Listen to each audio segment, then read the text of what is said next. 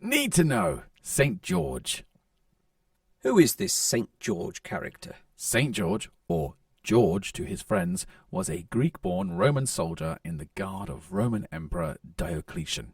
He was born somewhere between AD 256 and 285 and died on the 23rd of April 303, executed by his own people. Oh dear. Yeah. His origins are uncertain. He was possibly born in Cappadocia or Syria. His father died when he was 14, and his mother died not long after that, and therefore he followed the custom of a young Roman noble and travelled to Nicomedia, where he joined the Roman army. George was an agreeable chap, and by his 20s he had been promoted to the rank of military tribune and stationed as an imperial guard of the emperor at Nicomedia. There is one version of his life story that sees him travelling to Britain with the future Emperor Constantine and visiting Glastonbury and Caerleon. He sounds decent, so why did his own people execute him?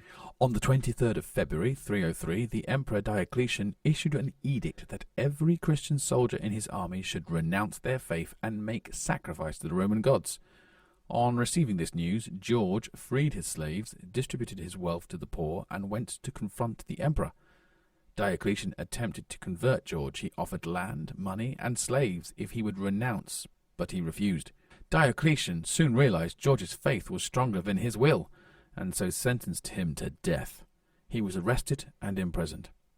In a last effort to convert him, Diocletian sent a woman to seduce George in his cell. George ended up converting her to a Christian, and they were both sentenced to death. George was executed by decapitation before Nicomedia city wall on the 23rd of April. His suffering was great, and a witness to it later converted the Empress Alexandra of Rome to become a Christian as well. She was also martyred. It seemed George's resilience was a danger to the Roman Emperor. The influence of his absolute faith spread across the land. His body was returned to Lydda for burial, where Christians honoured him as a martyr, and the legend was born. This is all very interesting, but didn't he fight a dragon or something? There are many stories of St. George. The Romance stories, or the medieval period, often depict him fighting a dragon. This story in itself far predates that of George. It is in fact present in most cultures around the world.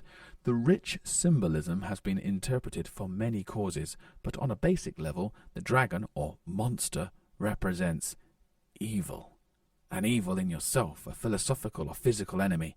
In Sweden, George rescues a princess, who is said to represent the country of Sweden, whereas the dragon is an invading army. In this sense, the legends of George are based on his real-life experience. He resisted indoctrination, the dragon of Roman repression, the lance that he carries is his faith. What is he the saint of, exactly? Well, the real-life story of St. George is one of resilience and faith. He has inspired and encouraged people across the entire globe. Strangely, many countries or cities believe they are unique in having him as their saint. Far from it.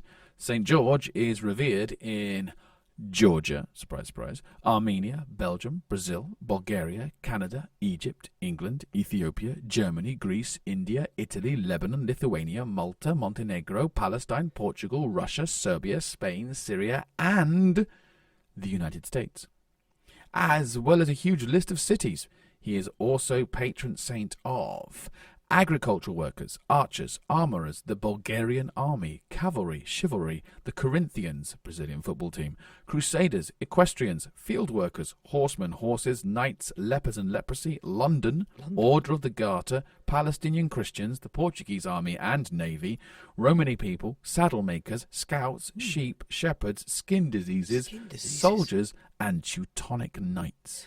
What's the deal with the St. George's Cross, then? St. George's Cross has been adopted in the flags and cultures of many countries. He appears as a prophet in Muslim legend. In stark contrast to this, his cross adopted by the Crusaders as a symbol of resistance against the very same culture. The cross is a symbol used across culture and ideology. For some, it represents the crucifix in relation to Christ and therefore sacrifice. The crossing of two lines also represents a centre. The centre represents the centering of the self or faith. As with all ideological symbols, it has a broad range of meanings and interpretations that can be objective. I've seen that. Isn't it racist or something? Well, the connection to the Crusades would have some people suggest that, but that would demonstrate a lack of knowledge of the Crusades.